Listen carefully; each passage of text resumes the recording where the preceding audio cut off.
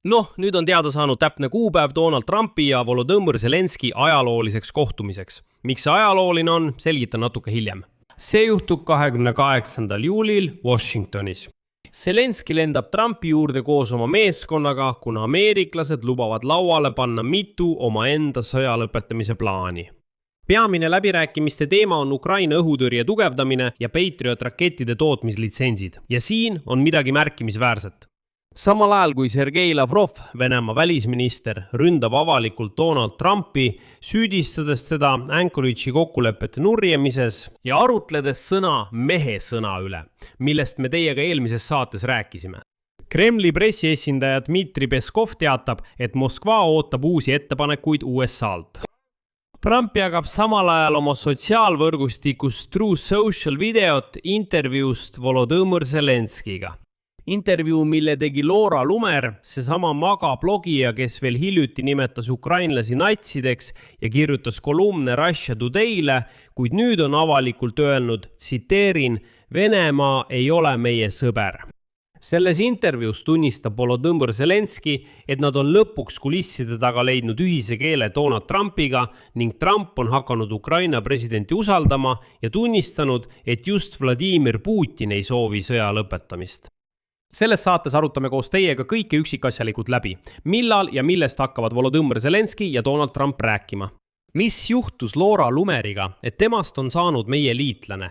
Mida ütles Volodõmõr Zelenski talle murrangulisest hetkest suhetes Donald Trumpiga? Ja mida ta rääkis Nõukogude Liidust, milleks Venemaa võib taas muutuda ning miks jääb Kreml selles olukorras tühjade kätega? Lihtsalt lühidalt meenutan, et Donald Trump lubas helistada Vladimir Putinile juba 8. juulil, kuid ei helistanudki. Minu nimi on Aleksei Pehi, arutame seda teemat koos. Aga enne kui alustame, palun tellige see YouTube'i kanal, liigume 300 000 tellija poole. Seega olen tänulik just teie tellimuse eest. Nüüd võib ametlikult öelda. Ukraina president Volodõmõr Zelenski sõidab Washingtoni, et kohtuda isiklikult Donald Trumpi ja tema meeskonnaga. Ja seekord on visiidi õhkkond väga erinev kahe liidri varasematest kohtumistest. Volodõmõr Zelenski reis Ameerika Ühendriikidesse on planeeritud teisipäevale 28. juulile. Ja nüüd kirjutab Reuters viitega Valge Maja ametnikule. USA president Donald Trump. Donald ja Ukraina president Volodõmõr Zelenski plaanivad kohtuda Washingtonis just teisipäeval. Veidi hiljem täpsustab Suspilne, et lisaks läbirääkimistele Trumpiga külastab Zelenski ka senaator Lindsey Grahami ärasaatmistseremooniat, kes suri 11. juulil 72. eluaastal südame-veresoonkonna haiguse tüsistuste tõttu. Vähemalt see on ametlik versioon. Lindsey Grahami matused toimuvad Washingtonis samal päeval, 28. juulil. Ja nüüd farsu. Kohtumise formaat Ukraina meedia andmetel on veel kooskõlastamisel, sest see ei ole lihtsalt mingi protokooliline Zelenski ja Trumpi kohtumine. Kõik on palju tõsisem. Asi on selles, et juba 22. juulil pidas Zelenski telefonikõne Trumpi eriesindajate Steven Witkovi ja Jared Kushneriga.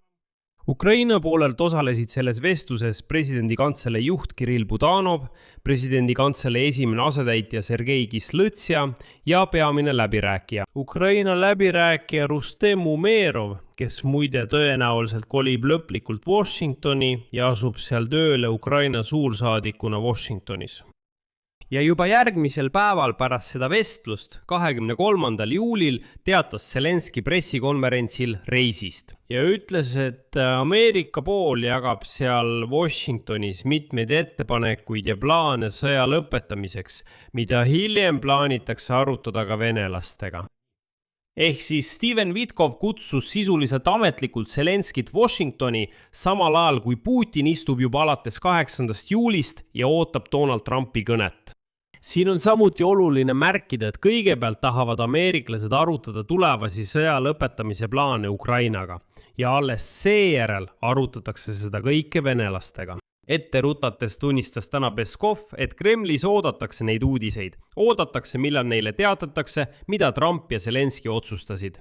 Lisaks tasub selles kontekstis märkida Marco Rubio avaldust pärast tema kohtumist Sergei Lavroviga Manilas, kui Rubio ütles, et kõik varasemad skeemid ja plaanid sõja lõpetamiseks ei toiminud.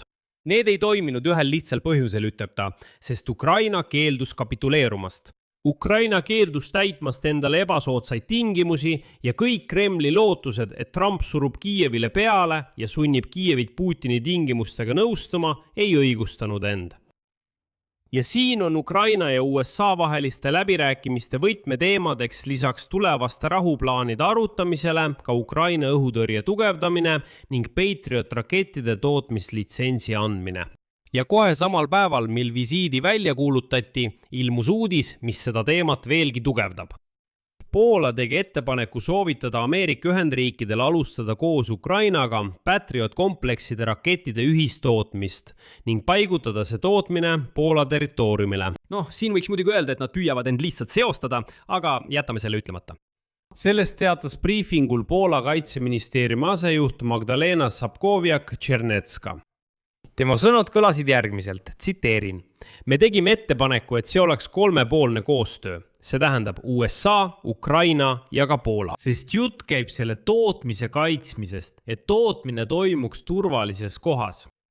Tegelikult on loogika arusaadav ja meie jaoks väga kasulik. Patrioti püüdurite tootmistehas Poola territooriumil on NATO kaitse all olev objekt, kuhu Vene raketid kindlasti ei jõua ja venelased ei julge sinna lüüa. Tuletan meelde, et õiguse toota Patrioti lubas Trump Ukrainale 8. juulil NATO tippkohtumise ajal Ankaras toimunud avaliku kohtumise käigus Zelenskiga. Tõsi, Bloomberg hoiatas samal ajal, et sellise tootmise käivitamine võtab kaua aega ega võimalda kiiresti ammendunud varusid täiendada. Kuid sellest hoolimata on see ikkagi läbimurre. Sest tänase seisuga on peale Ameerika Ühendriikide sellise Patrioti rakettide tootmise litsentsi saanud vaid Saksamaa ja Jaapan. See tähendab, et maailmas on kokku vaid 2 riiki. Ukraina sai 3. Ja just seoses Volodõmõr Zelenski visiidiga Ameerika Ühendriikidesse ning sellega, mida seal arutatakse, tasub mainida, et suurem osa MAGA liikumisest on teinud uskumatult suure pöörde Ukraina poole. MAGA liikumise silmapaistev esindaja Laura Luumer viibib täna Kiievis. Ja just Laura Luumeri lugu on oluline, sest see on iseloomulik selle mõistmiseks, mis toimub meeleoludega Trumpi tiivas. Trumpileeris, kui soovite. 23. juulil teatas Laura Luumer sotsiaalvõrgustikus X, et ta tegi intervjuu Volodõmõr Zelenskiga Kiievi Marinski palees. Edasi tema tsitaat. Ma just tegin intervjuu president Volodõmõr Zelenskiga Marinski palees Ukrainas. Ühtegi keelatud teemat polnud, ma ei hoidnud oma küsimustest tagasi. Ja see on tõesti tõsi. Ta küsis otse Zelenskilt, kas Ukrainas on natsiste ja isegi esitas väga kummalisi küsimusi.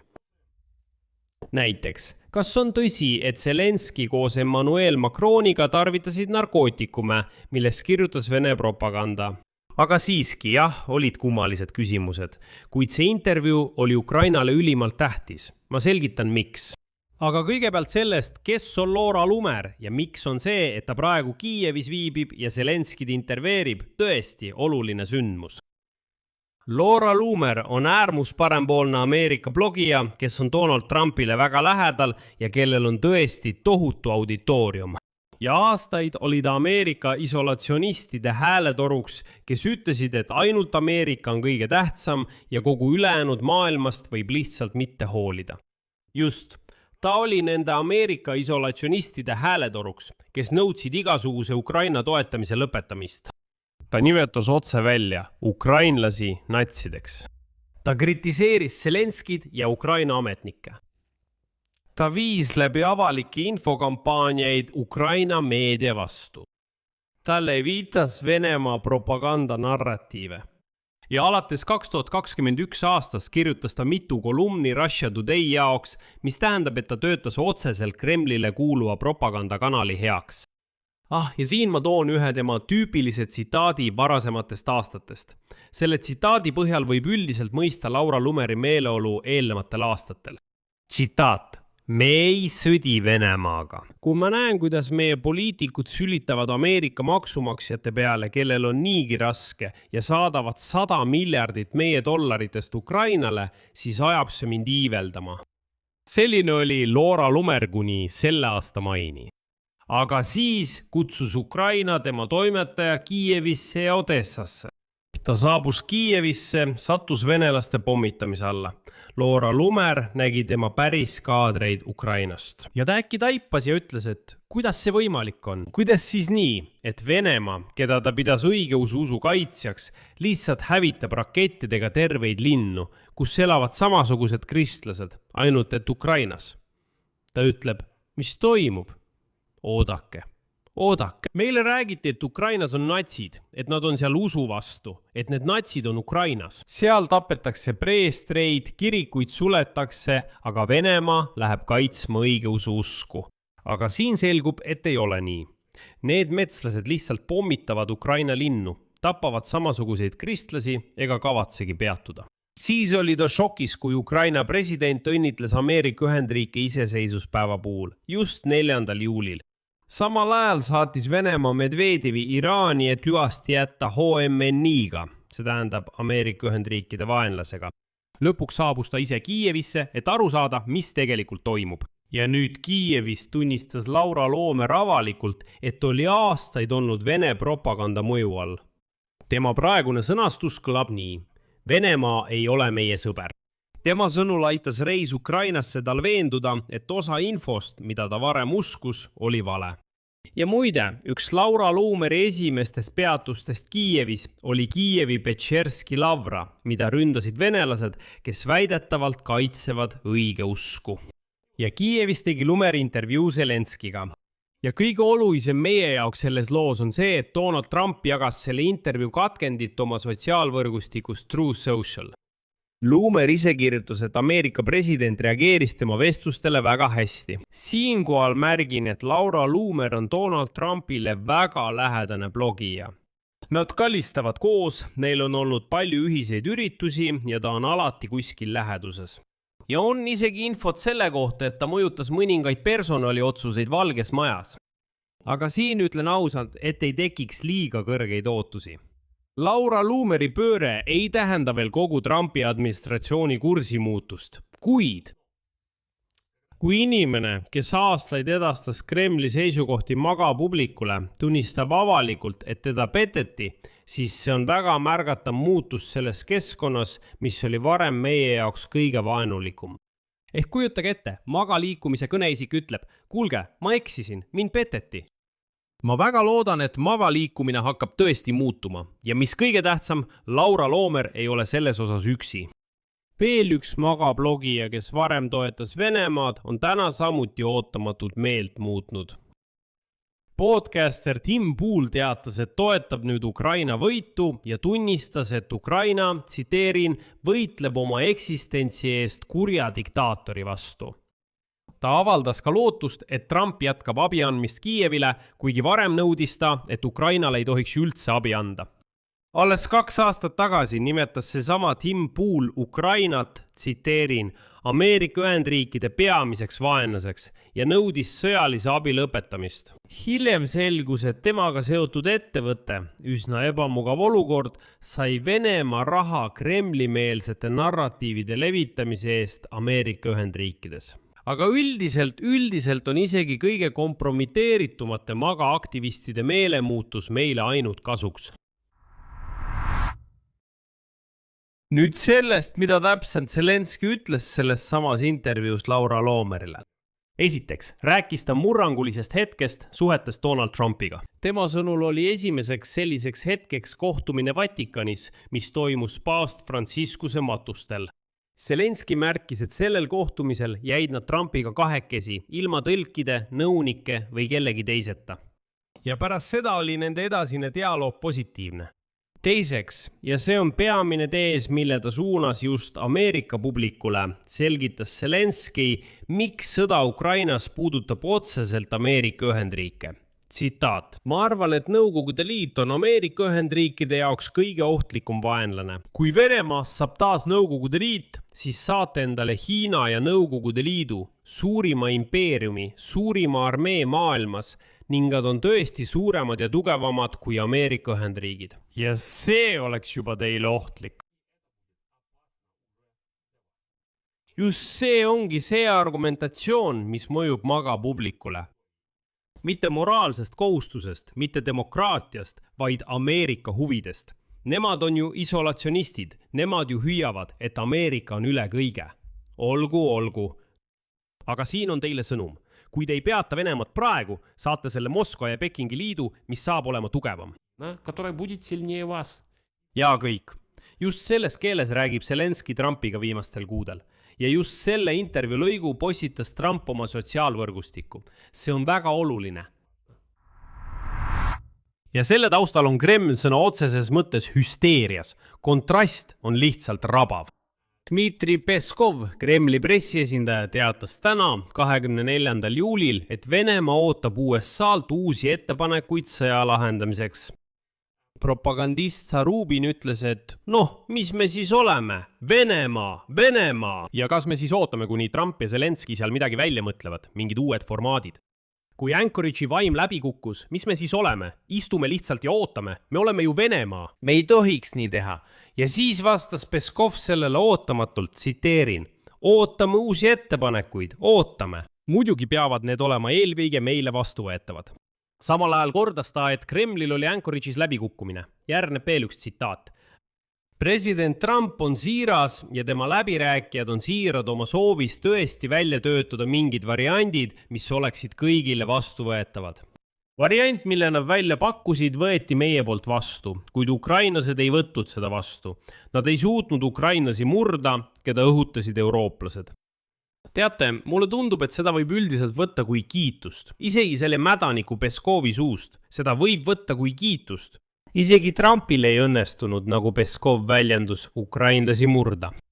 Ja veel ütles Peskov välja midagi, mis tasub minu arvates meelde jätta. Tema sõnul on Trumpi administratsiooni seisukohast duaalsus ja Moskva kavatseb seda ära kasutada. Tsitaat. Sellist duaalsust Trumpi administratsiooni seisukohas peame kasutama selles osas, mis vastab meie huvidele. Ja meie huvidele vastab täielikult nende soov aidata kaasa rahumeelsele lahendusele. Nii et Kreml tunnistab otse, et kavatseb mängida Ameerika administratsiooni sisemiste vastuolude peale. Oodata, nõuda endale sobivaid tingimusi ja loota, et varem või hiljem Washington ise annab järele ja müüb end maha. Paralleelselt süüdistas täna Venemaa välisminister Sergei Lavrov, tuletan meelde, Trumpi kokkulepete nurjamises ja teatas, et Venemaa tegutses põhimõttel, tsiteerin, mees ütles, mees tegi. Aga USA ei täitnud oma lubadust survestada Ukrainat. Ehk siis sisuliselt ütles Lavrov, et Trump ei ole mees ja ei pea sõna. Ma ei tea, kas ameeriklased sellest aru saavad. See labane vene keel mulle tundub, et vaevalt nad sellest aru saavad, sest see on puhtalt Venemaa kultuur. See matslus, kopnikud, bandiidid, tagahoovid, see mees, mehe sõna, need sjavgid. Ma ei tea, kuidas seda õigesti nimetada, aga üldiselt arvan, et Lavrov unustas ennast natuke ära. Kui ta lahkub Venemaa piiridest, peab ta aru saama, et ta läheb tsiviliseeritud maailma. See ei ole enam tema matslik riik. Seal räägivad inimesed hoopis teist keelt. Ma ei pea silmas keeleliselt teist keelt, vaid kultuuriliselt teist keelt. Seal ei mõisteta seda, et kutt ütles, kutt tegi. Seal on diplomaatia, lepingud, kokkulepped, mis allkirjastatakse, juriidiliselt kinnitatakse ja ratifitseeritakse. See ongi rahvusvaheline keel, mitte see kutt ütles, kutt tegi. Sellist keelt räägib ainult vene matsid ja peik. Ja mitte keegi teine maailmas ei räägi sellist keelt. Ja kui te juba pistate oma näo tsiviliseeritud maailma, peate te aktsepteerima tsiviliseeritud maailma mängureegleid. Te peate end pesema, korralikult riidesse panema, mitte näitama seda Lavrovi hobuse nägu, vaid esitama mõistliku inimese. Kui teie seas on vähemalt üks selline inimene, siis just temaga tuleks maailmaga dialoogi pidada. Mitte nii, nagu te praegu üritate. Kuigi mille üle siin üldse imestada? Vabandage sellise moraliseerimise pärast, aga mille üle imestada, kui vene turistid, ma mäletan, sõitsid kuhugi Türki või Egiptusesse ja ütlesid, mina räägin ainult vene keeles. Idioot, keegi ei saa sinust aru. Jätka, räägi edasi. Kui sa oled tsiviliseeritud maailma välja sõitnud, siis tuleb mängureegleid aktsepteerida. Aga siin, tegin väikese lüürilise kõrvalepõike. Jätkame. Mis puudutab surve avaldamist Putinile, siis siin kasutavad USA kohe kahte vahendit. Esimene neist on nüüdseks lahkunud senaatori Lindsey Grahami sanktsioonide eelnõu ja selle keskne meede, nagu te mäletate, tollimaksud kuni 100% Venemaa nafta suurimatele ostjatele. Ja New York Timesi andmetel ütles Trump, et kiidab selle eelnõu heaks, kui talle antakse õigus iseseisvalt otsustada nende sanktsioonide saatuse üle. Ta ütles ka, et dokumenti võib laiendada. Siia lisanduvad sanktsioonid Iraani vastu ja et see võidakse vastu võtta augustik. Ja märkimisväärne on ka see, et Volodõmõr Zelenski visiit langeb kokku just selle seaduseelnõu otsustava hetkega. Teine tööriist on juba meie, Ukraina oma. Donald Trump tunnistas varem avalikult, et löögid Venemaa naftatöötlemistehaste pihta võivad aidata sõda lõpetada. Ta ütleb, et see on see eskalatsioon, mis võib tõesti rahu lähemale tuua. See tähendab, et Ameerika president kiidab sisuliselt heaks selle, mida me teeme. Igal ööl põletame nende naftatöötlemistehaseid, Wildberrysi ladusid ja sõjatehaseid. See tähendab, et meie niinimetatud kaugmaa sanktsioonid toimivad kiiremini kui ükskõik millised sanktsioonide seaduseelnõud USA-s. Ja nüüd kinnitab Zelenski, et Ukraina töötab praegu välja droone, mille lennuulatus on kuni 10 000 kilomeetrit, et põletada maha kogu Venemaa. Ja siinkohal olen kindel, et venelased hakkavad naerma. Mis 10 000 kilomeetrit, millest te räägite? Aga ma tuletan meelde, et metsikud venelased naersid seni, kuni Ukraina droonid ei hakanud nende tehaseid põletama 3000 kilomeetri kaugusel. Ja ma ei näe enam sellist valju naeru, kui Wildberrysi laod põlevad üle kogu Venemaa. Kuidagi pole enam naljakas. Nüüd sellest, miks Zelenski ja Trumpi läbirääkimised seotakse samuti Euroopa raamistikuga. Täna ilmus Financial Timesis Rand Corporationi Samuel Charapi veer, kus ta kirjutab. Sõda on jõudnud hetkeni, mil on aeg alustada tõelisi läbirääkimisi. Tema peamine tees. Ukraina on praegu tugevas positsioonis ja seda tuleb kasutada läbirääkimiste laua taga. Charapi hinnangul on Venemaa tundnud Ukraina jõudu ja võib tõelistel läbirääkimistel üles näidata suuremat paindlikkust. Kokkuvõte. 28. juulil lendab Zelenski Washingtoni kohtuma Donald Trumpiga. See on juba fakt. Laual on Ameerika Ühendriikide plaanid sõja lõpetamiseks, meie õhutõrje tugevdamiseks ning Patriotide litsentsid, mille tootmiseks soovib juba Poola, pakkudes oma territooriumi turvalise tootmispaigana. Kreml käitub sel ajal nagu solvunud pool. Sergei Lavrov heidab avalikult Trumpile ette lubaduste täitmata jätmist. Peskov ootab ettepanekuid ja ütleb avalikult, et kavatseb mängida Trumpi administratsiooni vastuoludele. Samal ajal nihkub Trumpi usaldus meie poole.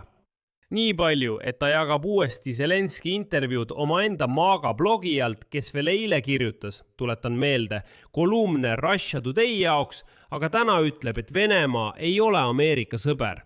Samal ajal ootab, tuletan meelde, Putin ikka veel alates 8. juulist, millal toimub lubatud telefonikõne Donald Trumpilt. Siia panen 3 punkti. Teie arvamus, teie järeldused, kirjutage kommentaaridesse selle osa alla. Tellige kanal, vajutage kellukesele ja ärge unustage panna laiki.